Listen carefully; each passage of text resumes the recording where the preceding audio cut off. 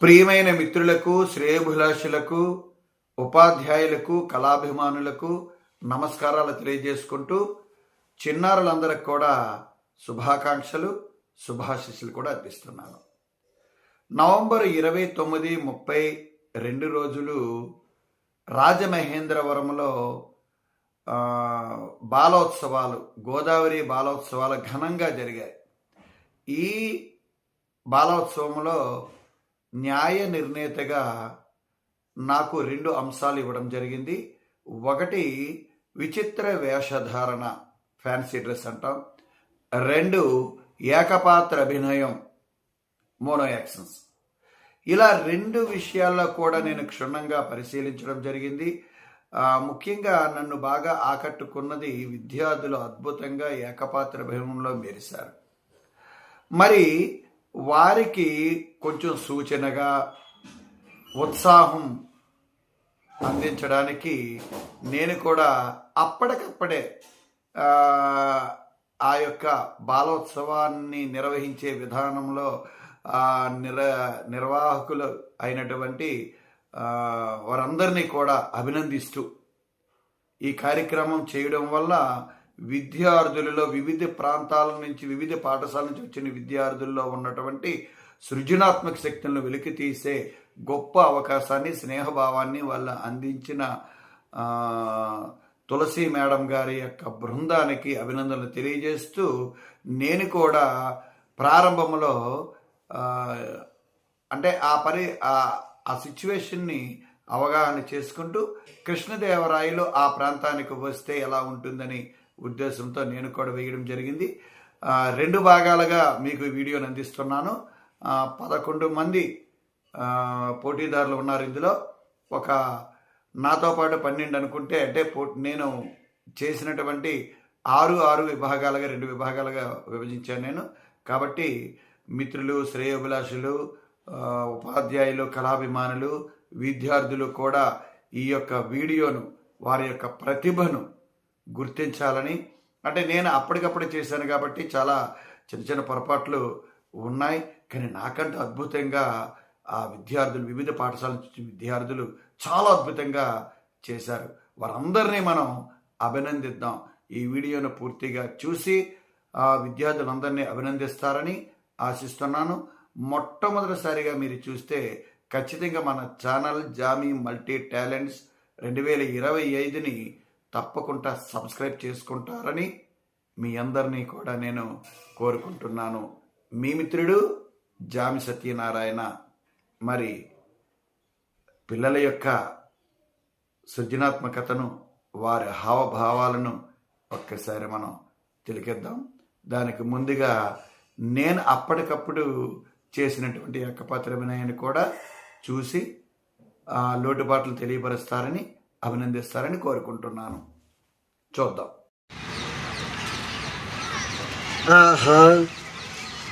ఏమి అద్భుతమైనటువంటి గోదావరి బాలోత్సవాలు! అద్భుత రీతిలో కళలకు రాజధాని నగరమైనటువంటి రాజమహేంద్రవరములో తులసి గారి ఆధ్వర్యములో, వారి పరివారముతో అద్భుతమైన రీతిగా పాఠశాలలో ఉన్న పిల్లలందరినీ కూడా ఈ ప్రాంతానికి రప్పించి ఎంత అద్భుతంగా ఏర్పాటు చేశారు. ఈ అద్భుతమైన కార్యక్రమానికి నన్ను దివి నుండి భూమికి రప్పించిన నిర్వాహకులకు అభివందనం. చాలా అద్భుతమైన రీతిగా ఎన్నో ఎన్నో ఎన్నో ఎన్నో కార్యక్రమాలు, ఒక చోట జానపద నృత్యాలు, ఒక చోట జానపద గీతాలు, ఒక చోట ముఖ్యంగా ఈ ప్రాంతంలో ఈ వేదిక మీద దేశభక్తి గీతాలాపన, అదే విధంగా ఏకపాత్ర అభినయాలు, చిన్నారులు అద్భుతం. అదరహో ఏమి నటించితిరి! పిట్టల దొర, అల్లూరి, శివాజీ, ఏమి అద్భుతం! మొల్ల, మా కవయిత్రి మొల్ల గారు కూడా చాలా అద్భుతంగా నటించారు. కానీ ఇలాంటి అద్భుతమైన ప్రదేశంలో నేడు విద్యా వ్యవస్థలో తెలుగు తెగులుగా మారిందని విన్నాం. వాస్తవమేనా న్యాయ నిర్ణేతల గారు? ఆ, ఏమిటి ఈ పరిస్థితి? తెలుగుదేలయన్న దేశంబు తెలుగు, ఏను తెలుగు వల్ల భుండ తెలుగు కండ, ఎల్లను పులగొలువ ఎరుగవే బాసోడి, దేశ భాషలందు తెలుగు లెస్స అని పలికిన మాకే ఈనాటి పరిస్థితి, ఈనాటి దుస్థితి ఏమిటి? పరిస్థితి ఏమిటి? దుస్థితి దీనికి కారకులు ఎవరు? మీరా మీరా మీరా? విజయనగర సామ్రాజ్యాన్ని చక్రవర్తిని, తులు వంశానికి అధిపతిని, సాహితీ సామరాంగన సార్వభౌముని నేను మరలా తెలుగుదేశమునకు ఆహ్వానం పలకడం కించిత్ సంతోషం, కించిత్ విచారం. ఎందుకంటే తెలుగు మా భాషలో స్వర్ణయుగముగా అద్భుతంగా కొనసాగింది. శ్రీకృష్ణదేవరాయల కాలం అంటే స్వర్ణయుగం. అష్ట దిగ్గజాలతో భువన విజయమనందు అనేక రకమైన కార్యక్రమాలతో అద్భుత రీతిలో మలిచాం. మీ అందరికీ తెలుసు, చిన్నారులారా మీరందరూ చదువుకున్నారు, వాస్తవమే కదా. మరి అలాంటి తెలుగును అద్భుతమైన రీతిలో మన ప్రాచీన కవులైనటువంటి నన్నయ్య, తిక్కన, ఎర్రన, శ్రీకృష్ణదేవరాయలైన మేము, మా ముందు శ్రీనాథుడు, తదుపరి అనేకమైనటువంటి నవీన కవులందరూ కూడా అద్భుత రీతిలో తెలుగుని పోషించారే. మరి నేటి ఈ పరిస్థితి ఏమిటి? విశ్వవిఖ్యాత నరసార్వభౌమ నందమూరి తారక రామారావు గారి పరిపాలనలో కూడా తెలుగు ఊపెత్తుని లేచింది. ఎంత అద్భుతమో! అలాంటి మహానుభావులు జన్మించినటువంటి, ఇలాంటి కవులు అద్భుత రీతిగా ఉన్నటువంటి తెలుగు భాషను ఉన్నతంగా తీర్చిదిద్దడానికి తెలుగు ఉపాధ్యాయులు కూడా కృషి చేస్తున్నారు. మరి ఏమిటి ఈ పరిస్థితి? తెలుగు ఎందుకు తెలుగుగా పుట్టింది? కారణం ఎవరు? ఒక్కసారి ఆలోచించండి.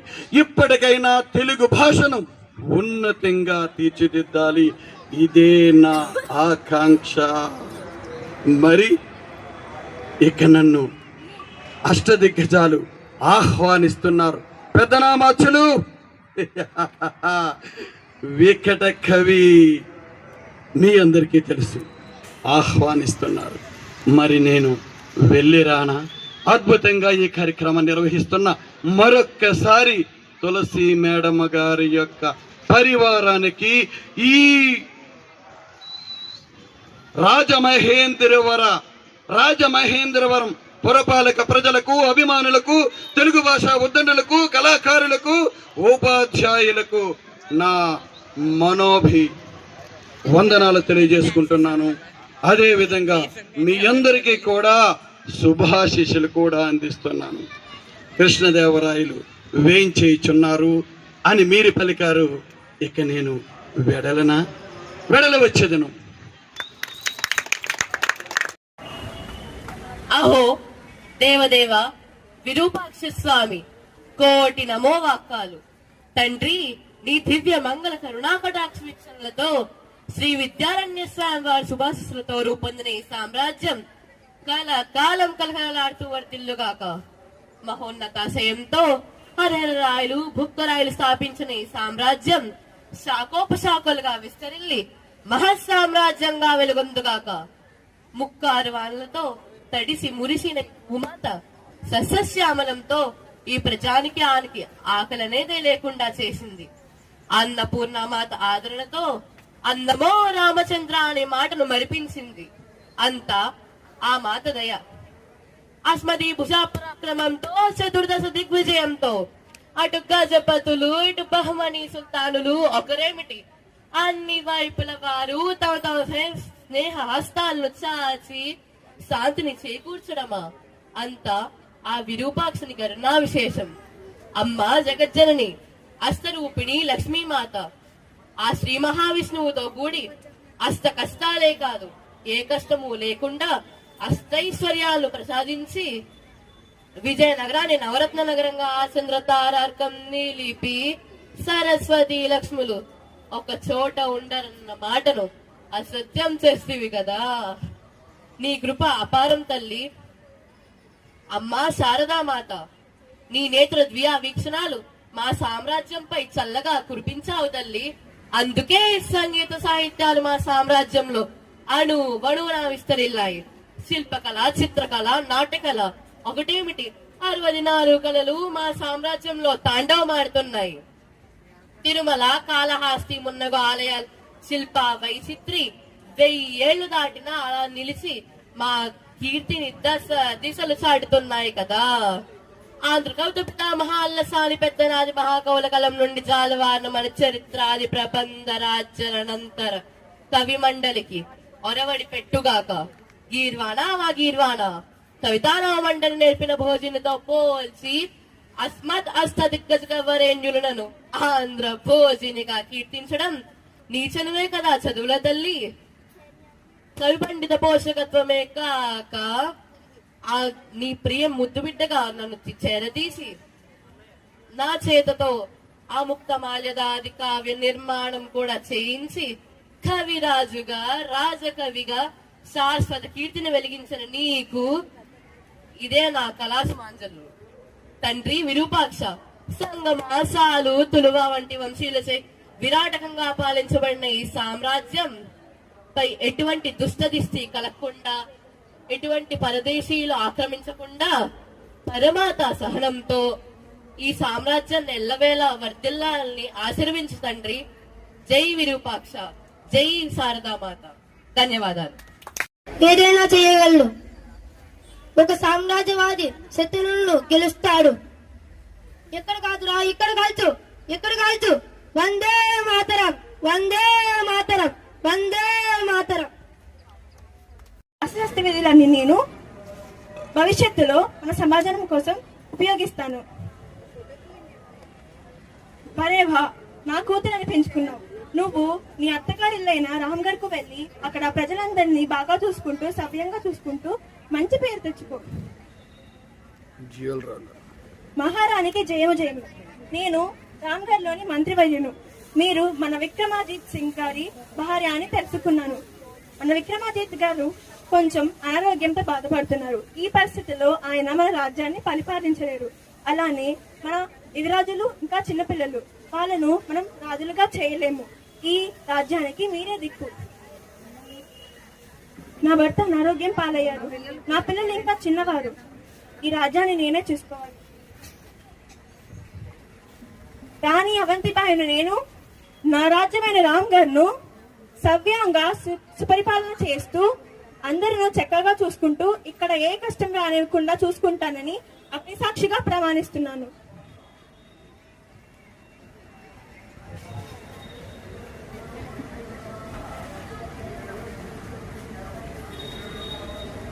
అందరికీ శుభోదయం. నేను రామ్గఢ్కు చెందిన మహారాణును అవంతిబాయిను. మనం వేరు రాజ్యాలకు పరిపాలకమైన మనం భారతమాత ముద్దు బిడ్డలు. మీకు గనక మన భారత మీద గౌరవం ఉన్నా, కొంచెం అభిమానం ఉన్నా, నాతో పాటు ఆ విదేశీయులను వాళ్ళ ఇంటికి, వాళ్ళ స్థానాలకు పంపించడానికి నాతో చేతులు కలపండి. లేదా నేను పంపించిన గాజులు వేసుకొని ఇంట్లో కూర్చోండి. పారిపోయే పిరికి వాళ్ళం కాదు మేము, పోరాడే వీరులం. నన్ను చుట్టుముట్టినంత మాత్రాన ఈ అంగ్రేజీలు నన్ను పట్టుకున్నంత మాత్రం కాదు. వీళ్ళు నన్ను చుట్టుముట్టచ్చు, నన్ను బంధించవచ్చు, కానీ నాలో ఉన్న ధైర్యాన్ని, ఆత్మస్థైర్యాన్ని, నా మాతృభూమి మీద ఉన్న నా గౌరవాన్ని వీళ్ళు తుంచివేయలేరు. బానిసత్వంలో బ్రతికే కన్య స్వేచ్ఛ కోసం చావడం ఎంతో మేలు. మీరు నన్ను చంపేదేంటి? నా భరతమాత కోసం నేను నా ప్రాణాలను సైతం అర్పిస్తాను. ధన్యవాదాలు. కాకతీయ మాతకు మనో పుష్పాంజలి ఘటిస్తున్నాను. అమ్మా కాకతీయ మాత, నీ కరుణా కటాక్ష వీక్షణాలతో ఈ అవిభాద్య కాకతీయ సామ్రాజ్య చక్రవర్తులకు గణపతి దేవునకు నీ వర ప్రసాదముగా ఆవిర్భవించిన నన్ను రుద్రునిగా ఉన్నప్పుడు జేజేలు పలికిన ఆ నోటితోనే ఒక స్త్రీ అని తెలిసిన మరుక్షణం రుద్రమ్మ దేవి ఒక ఆడది, మాకొద్దు అంటూ వ్యతిరేక నినాదాలు మిన్నంటాయి. ఆనాటి కాకతీయ సామ్రాజ్య మునుగడకై చుట్టూ శత్రురాజులు పొంచి ఉండగా ఒక ఆడపిల్లగా పుట్టిన నన్ను కన్న పేగు కదలి కడలి దుఃఖాన్ని కడుపులో దాచుకుని కాకతీయ యోగక్షేమాలే తన ధ్యేయంగా నుంచి మాతృ మమకారాన్ని పక్కన పెట్టి నన్ను రుద్రునిగా ప్రకటించడానికి అంగీకరించిన మా తల్లి గారు శ్రోమాంబ మహారాజ్ని ధన్యజీవి. కలనైన ఆడపిల్ల నన్ను ఎరుకోలేక బాల్యం నుండే సకల యుద్ధ విద్యలు, గుర్రపు స్వారీ, చేత దుర్భేద్యమైన యుద్ధ వ్యూహాలను నేర్చుకుని లక్షలాది మంది ఒక్కసారిగా చుట్టుముట్టిన కత్తికొక కండగా ఎయ్యేడల చూసిన రుద్రమ్మ దేవి అన్నట్లు కథన రంగమున రుద్రమ చండీశ్వరి దేవి జల జల పారించే శాతుల రత్నంబు చెడనిసల ఏరులాగా అన్న నినాదాలు నేనొక ఆడపిల్లనని మరిపించాయి. ఒక ఆడది నన్నేం చేస్తుంది అంటూ యాదవ మహదేవరాజు లక్షలాది సైన్యంతో ముందుకి రాగా కాళికా రూపమెత్తి యాదవ మహదేవరాజునకు నిద్రిత గుహ సముదాయమున వరకు తరిమి తరిమి కొట్టి కోటి తన రాసులను కుప్పగా పోయించుకున్న ధీరురాలు ఈ రుద్రమ. నా సువిశాల కాకతీయ ప్రజలను కంటికి రెప్పలా కాపాడుకుంటూ చెరువులు తవ్వించి, కోటలు కట్టించి, పన్నులు తగ్గించి, సాహితీ పిపాసకులను పోషించి తల్లిలా కాచుకుంటుని. చులకనగా చూసిన శత్రుడు వన్నుల్లో వణుకు పుట్టించి ప్రళయకాల రుద్రుని వల చలరేగి శమర శంకారామాన్ని పూరించి నా భర్త చాళుక్య వీరభద్రుడు, నా సేనాధిపతి గోన గన్నారెడ్డి అండగా ఉండగా నా యుద్ధ నైపుణ్యంతో వ్యూహ చతురతతో శత్రుల కుత్తుకులను తూత్తినియలు చేసే అంతరంగ శత్రులు సైతం యమపురికి అతిథులుగా చేసిన ఈ రుద్రమ ఒక ఆడది. ఆడదంట అబల కాదు శబ్దాన్ని నిరూపించి కాకతీయ కీర్తి చంద్రికలను విశ్వవిఖ్యాతి గావించిన ఈ రుద్రమ ఒక ఆడది. జై కాకతీయ మాత, జై జై కాకతీయ మాత. ఆజ్ఞాపించుకొని నువ్వేమి చేశావు? కళ్యాణ దుర్గాన్ని జయించి జై మధోన్మాదంతో చెలరేగి రాణివాస స్త్రీలను బందీలుగా చేసి తెచ్చినావు. స్త్రీలు అనగా ఈ గడ్డపైన సంచరించిన పుణ్యదేవతలు. మా ఈ తప్పును క్షమించండి.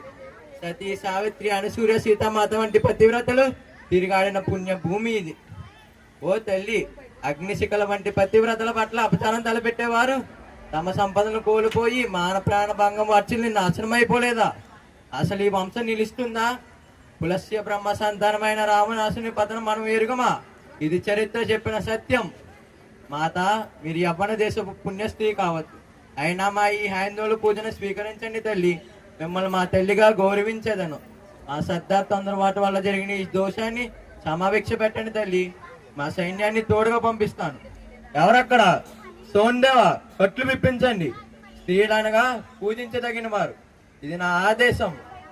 ఈ నా ఆజ్ఞను గమనించి నడుచుకోండి. ఇంకా నిష్క్రమించండి.